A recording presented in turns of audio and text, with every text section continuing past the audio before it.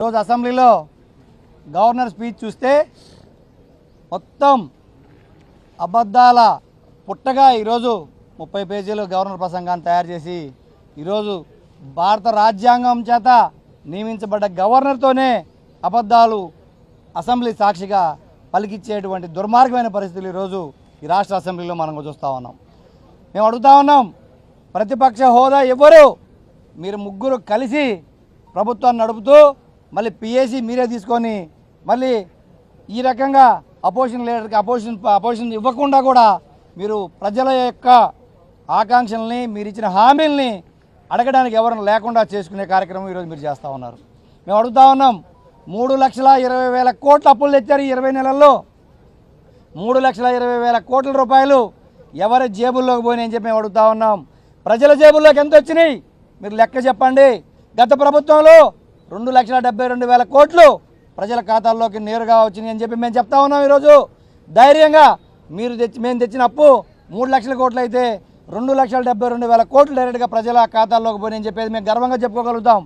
ఈరోజు 20 నెలల్లోనే 3,20,000 కోట్లు అప్పు తెస్తే ఎవరి జేబుల్లోకి పోయినాయి అనేది కూడా మీరు గవర్నర్ చేత చెప్పించుంటే బాగుండదని చెప్పి సందర్భంగా మేము అడుగుతా ఉన్నాం.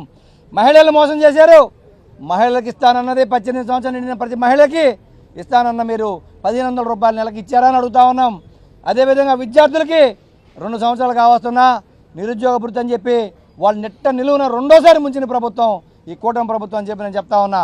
అదేవిధంగా ఈ పెన్షన్ల విషయంలోకి వచ్చినప్పుడు కూడా దాదాపు 5 లక్షల పెన్షన్లు కోత పెట్టి 20 నెలల్లో ఒక్క పెన్షన్ కొత్త పెన్షన్ తీసుకొచ్చి మీరు ఇచ్చారా ఈ 3,20,000 కోట్లు అని చెప్పి మేము అడుగుతా ఉన్నాం. ఈ విధంగా అన్ని రంగాల్ని వ్యవసాయ రంగం అయితే అసలు చెప్పుకునే పరిస్థితే లేదు.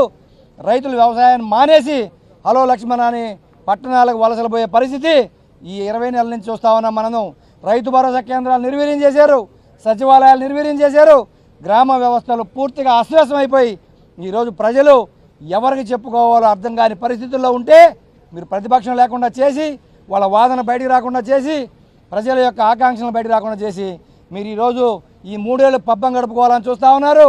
రేపు వచ్చే ఎన్నికల్లో ఏ ఎన్నికలు వచ్చినా సరే ఆంధ్రప్రదేశ్ రాష్ట్రం మొత్తం మిమ్మల్ని ముగ్గురిని మడతపెట్టి బంగాళాఖాతంలో వేసే పరిస్థితులు వస్తాయని చెప్పి సందర్భంగా చెప్తా ఉన్నాం.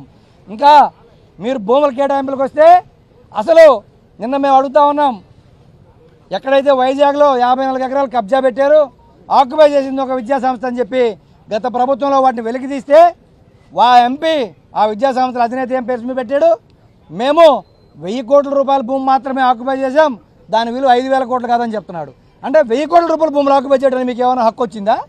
మీరు ఏమైనా పిల్లలకి వైద్యం కానీ విద్య కానీ ఫ్రీగా చెప్తా ఉన్నారా?